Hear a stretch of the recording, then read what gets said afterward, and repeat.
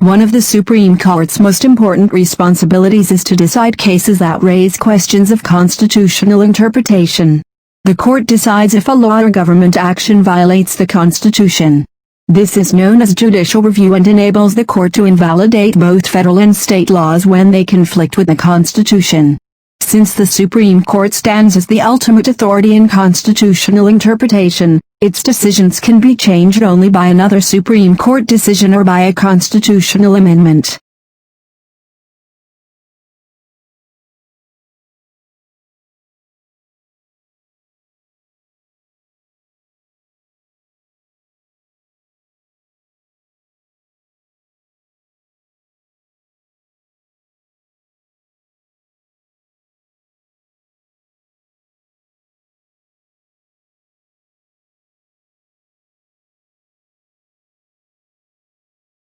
Radioactivity was discovered in 1896 by the French physicist, Antoine-Henri Becquerel. He left an unexposed photographic plate in the dark near a sample of a uranium salt. When the plate was developed it was found to be fogged, just as it might if it had been exposed to light which was caused by a form of radiation from the uranium.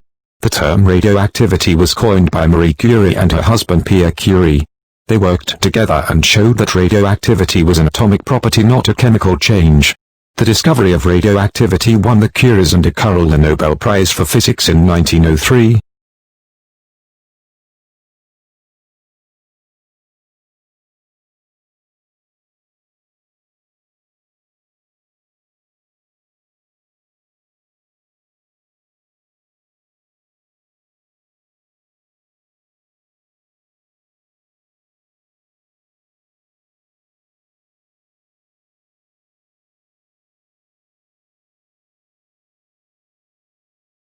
Recently, due to concerns over pollution and the possibility that some sources of fuel might eventually run out or become uneconomic to obtain, there has been much greater support for renewable sources of power, such as wind or solar energy.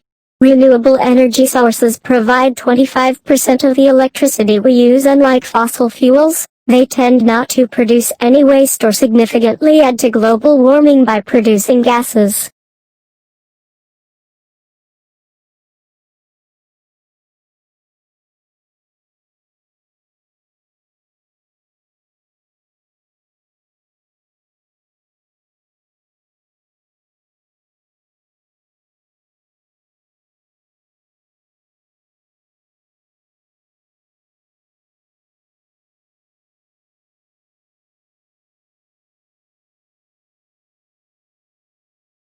In the developed world, home appliances have greatly reduced the need for physical labor.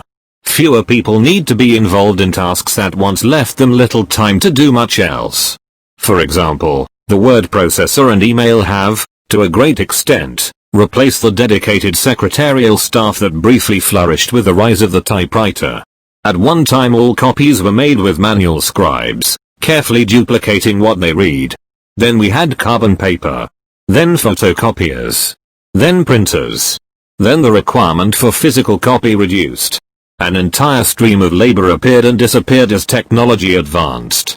We freed ourselves of one kind of work, we just replaced it with another.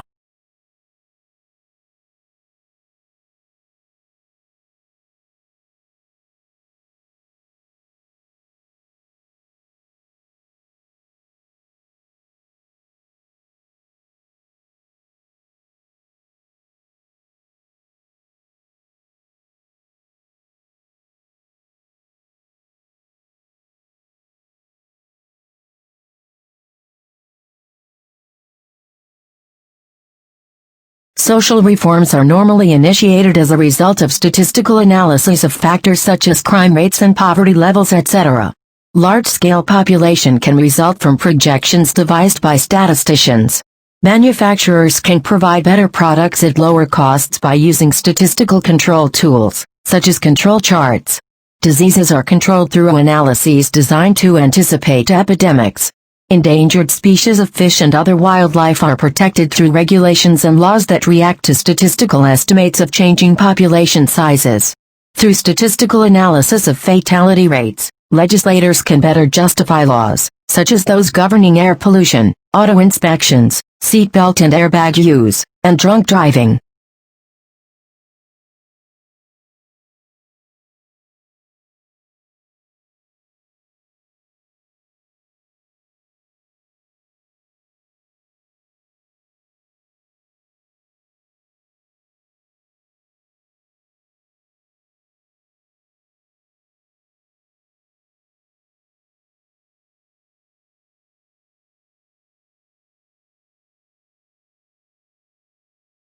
Managing performance is about getting people into action so that they achieve planned and agreed results. It focuses on what has to be done, how it should be done and what is to be achieved. But it is equally concerned with developing people, helping them to learn, and providing them with the support they need to do well, now and in the future. The framework for performance management is provided by the Performance Agreement, which is the outcome of performance planning. The agreement provides the basis for managing performance throughout the year and for guiding improvement and development activities. It is used as reference point when reviewing performance and the achievement of improvement and development plans.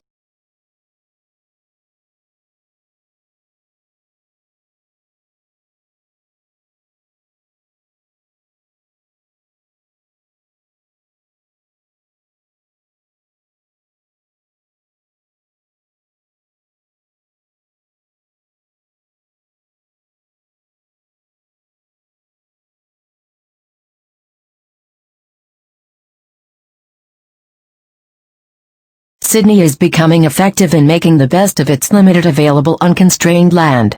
Sydney is suitable for integrating suitable business, office, residential, retail and other development in accessible locations so as to maximize public transport patronage and encourage walking and cycling.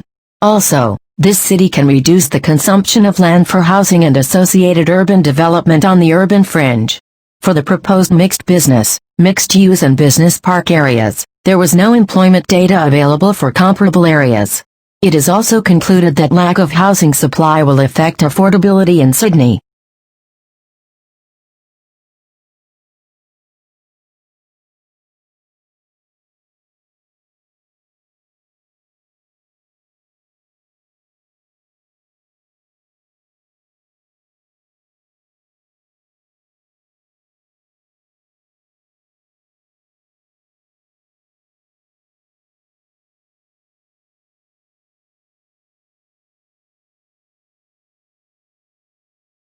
Seminars are not designed to be mini-lectures.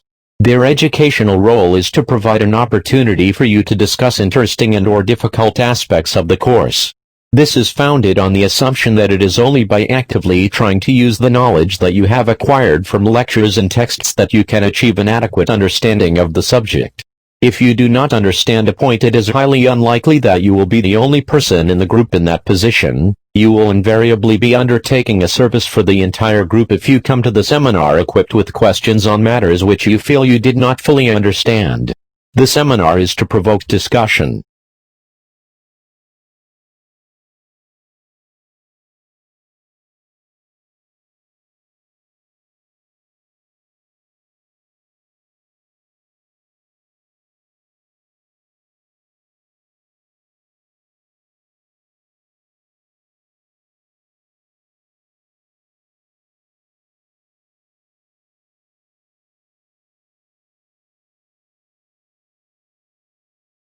Roads of rails called wagonways were being used in Germany as early as 1550.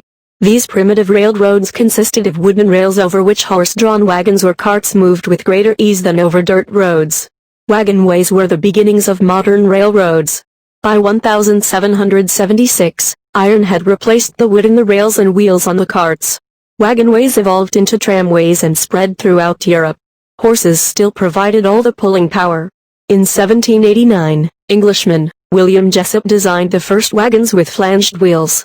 The flange was a groove that allowed the wheels to better grip the rail. This was an important design that carried over to later locomotives.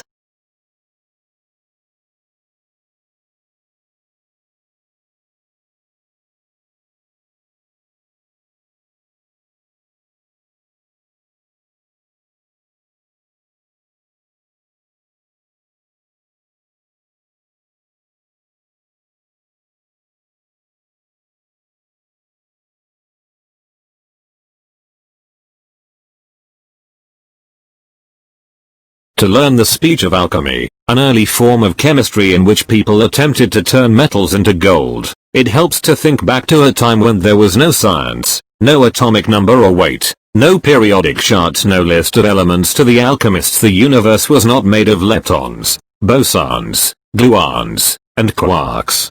Instead, it was made of substances, and one substance, say, walnut oil, could be just as pure as another, say, silver, even though modern scientists would say one is heterogeneous and the other homogeneous.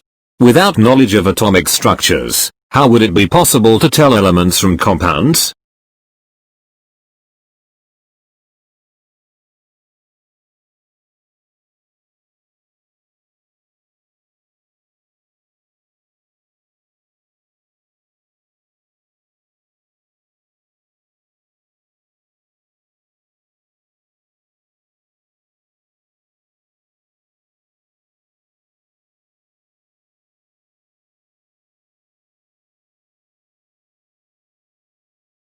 Pidgins are languages that are born after contact between at least two languages.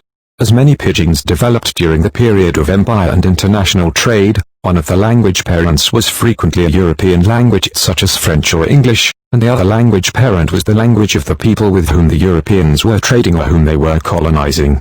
Usually, one of the languages provided the majority of vocabulary items and the other provided the grammatical structure. When pidgins become learned as a mother tongue, they become known as creoles. I am not going to discuss pidgins and creoles and contact languages as such in this book in any depth.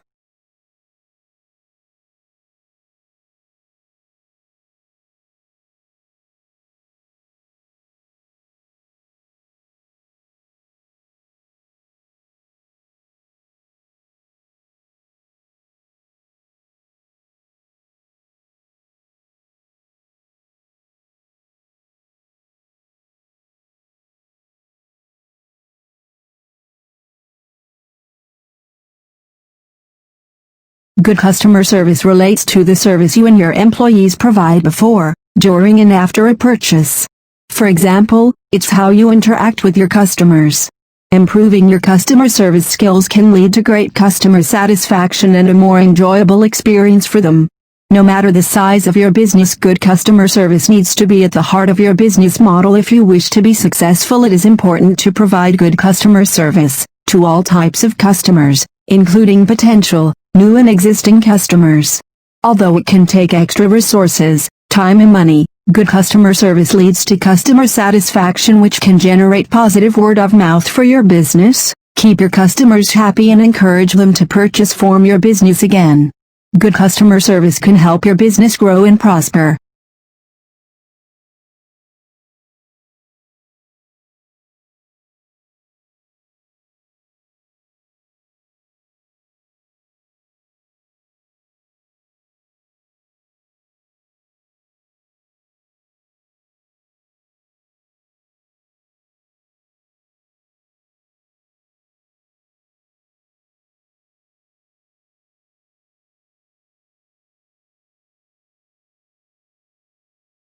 Archaeology is the study of our human past.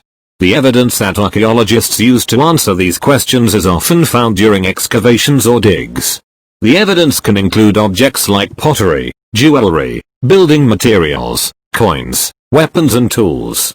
Soil samples from archaeological sites can reveal information about past environments, like what kinds of plants were growing.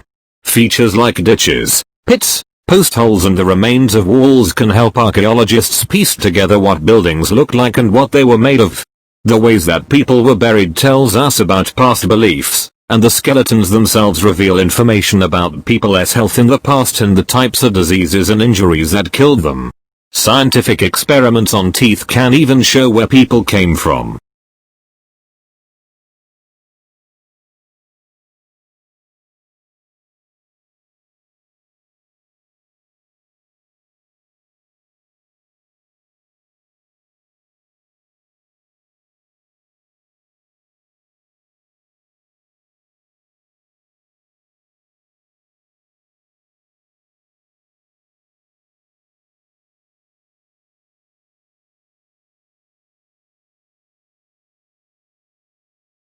That Sigmund Freud became a major intellectual presence in 20th century culture is not in doubt.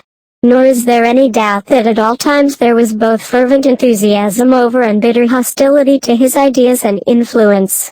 But the exact means by which Freud became, despite this hostility, a master of intellectual life, on a par, already in the 1920s, with Karl Marx, Albert Einstein, Marie Curie and Bertrand Russell, has not been sufficiently explored.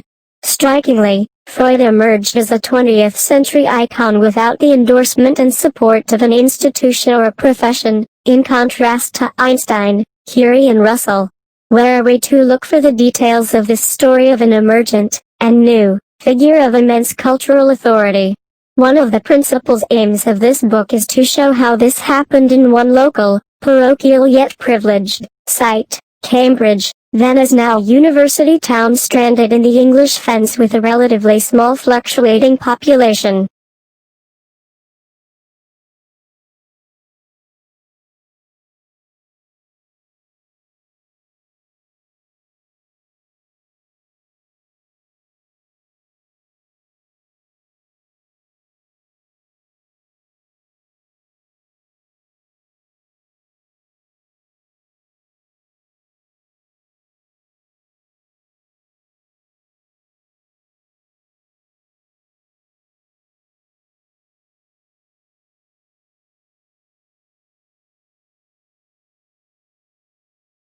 Our analysis of the genetic structure of northern spotted owls across most of the range of the subspecies allowed us to test for genetic discontinuities and identify landscape features that influence the subspecies' genetic structure. Although no distinct genetic breaks were found in northern spotted owls, several landscape features were important in structuring genetic variation. Dry, low-elevation valleys in the high-elevation Cascade and Olympic Mountains restricted gene flow, while the lower Oregon Coast Range facilitated gene flow, acting as a genetic corridor. The Columbia River did not act as a barrier, suggesting owls readily fly over this large river. Thus, even in taxa such as northern spotted owls with potential for long-distance dispersal, landscape features can have an important impact on gene flow and genetic structure.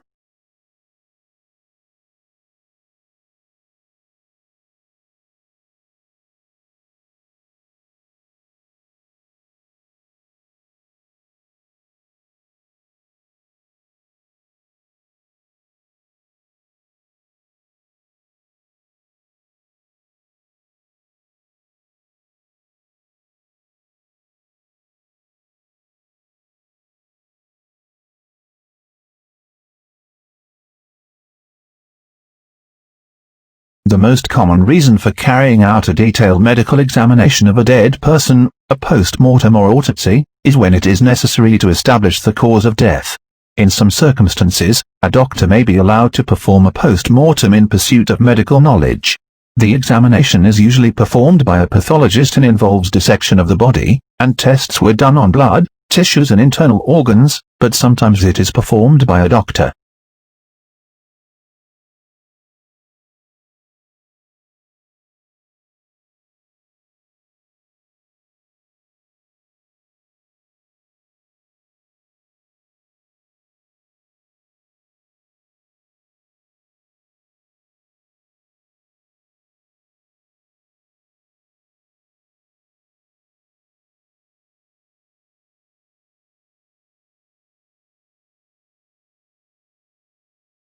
English has been changing throughout its lifetime and it's still changing today.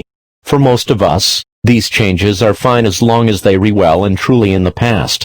Paradoxically, we can be curious about word origins and the stories behind the structures we find in our language, but we experience a queasy distaste for any change that might be happening right under our noses.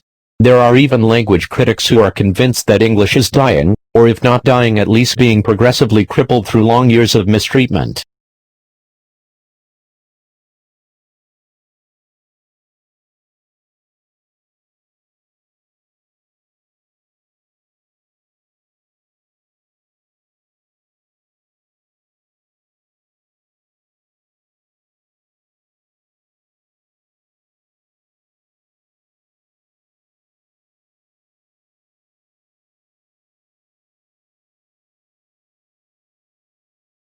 Mass migration has produced a huge worldwide economy of its own, which has accelerated so fast during the past few years that the figures have astonished experts. Last year, remittances sent home by migrants were expected to exceed $232 billion according to the World Bank, which tracks these figures. Vital through the flow of remittances is to alleviate the plight of the migrant's family. It can on its own lift entire nation out of poverty. Those who study the impacts of remittances argue that money allows poor countries to put off basic decisions of economic management, like reforming their tax collection systems and building schools.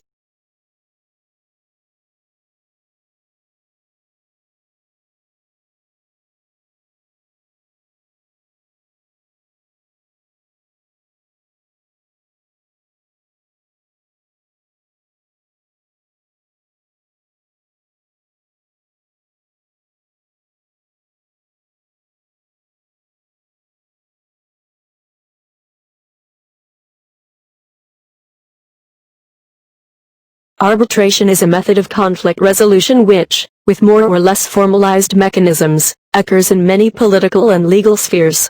There are two main characteristics to arbitration. The first is that it is a voluntary process under which two parties in conflict agree between themselves to be bound by the judgment of a third party which has no other authority over them. The judgment, however, is not legally binding. The second is that there is usually no clear body of laws or set of rules that must apply. The arbitrator is free, subject to any prior agreement with the conflicting parties, to decide on whatever basis of justice is deemed suitable.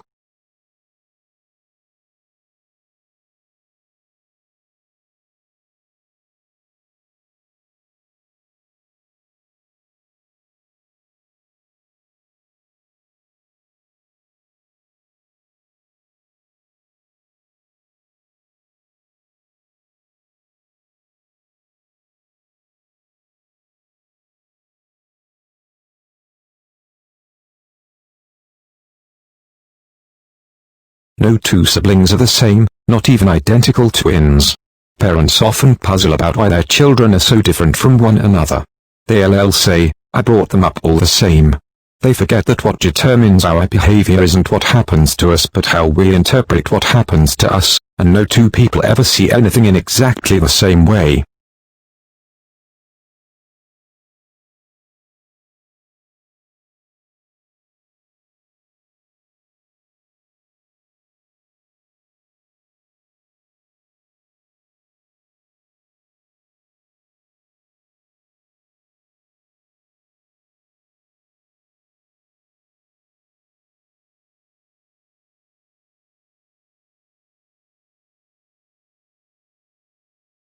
One distinguishing feature of business is its economic character. In the world of business, we interact with each other not as family members, friends, or neighbors, but as buyers and sellers, employers and employees, and the like. Trading, for example, is often accompanied by hard bargaining, in which both sides conceal their full hand and perhaps engage in some bluffing. And a skilled salesperson is well versed in the art of arousing a customer's attention, sometimes by a bit of puffery, to clinch the sale. Still, there is an ethics of trading that prohibits the use of false or deceptive claims and tricks such as bait and switch advertising.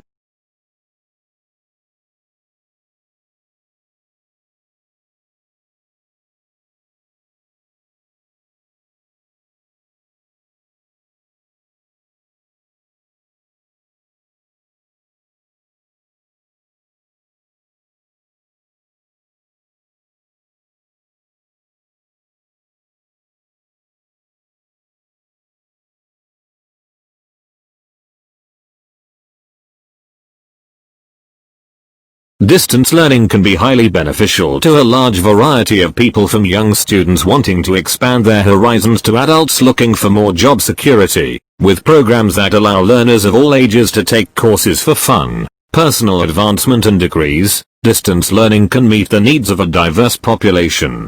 Perhaps one of the most notable and often talked about advantages of distance learning is the flexibility. The majority of programs allow students to learn when and where it's convenient for them.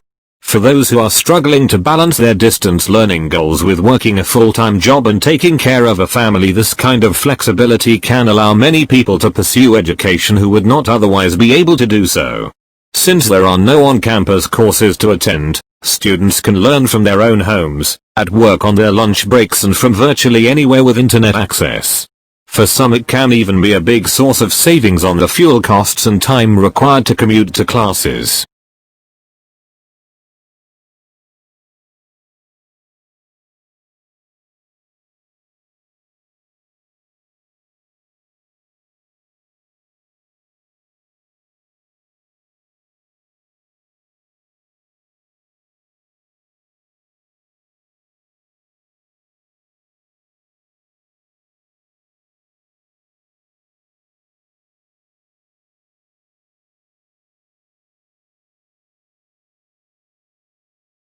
Leadership is all about being granted permission by others to lead their thinking.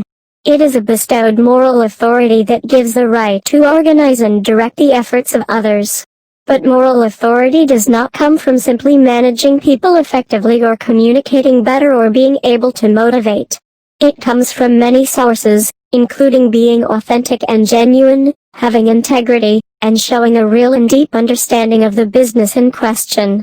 All these factors build confidence. Leaders lose moral authority for 3 reasons: they behave unethically, they become plagued by self-doubt and lose their conviction, or they are blinded by power, lose self-awareness and thus lose connection with those they lead as the context around them changes. Having said all of this, it has to be assumed that if someone becomes a leader, at some point they understood the difference between right and wrong. It is up to them to abide by a moral code and up to us to ensure that the moment we suspect they do not, we fire them or vote them out.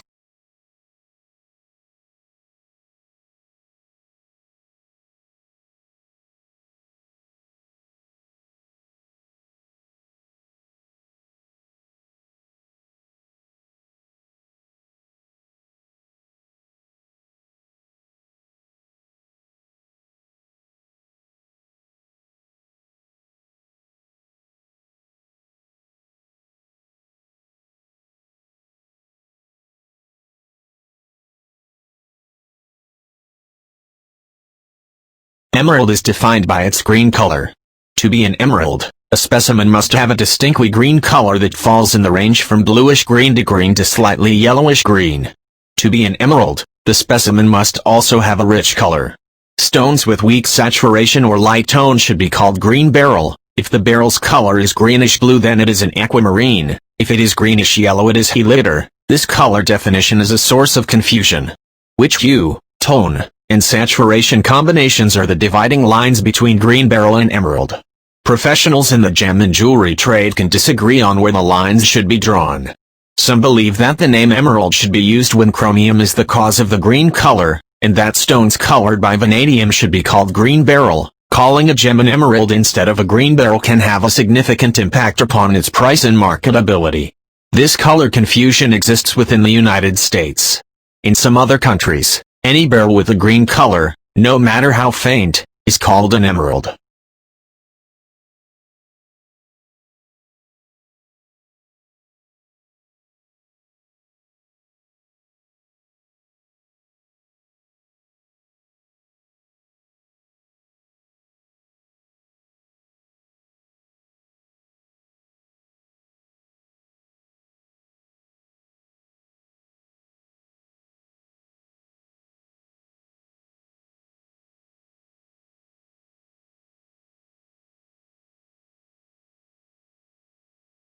This is a challenging time for UK students, and we should be making their transition from university to the globalized world easier, not harder.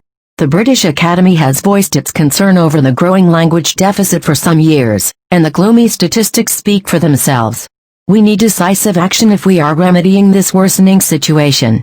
The roots of the problem lie within schools, but vice-chancellors have the power to drive change and help their students recognize the importance of learning languages, and about the countries where they are spoken and the cultures they sustain. We urge them to act and protect this country's long-term economic, social and cultural standing.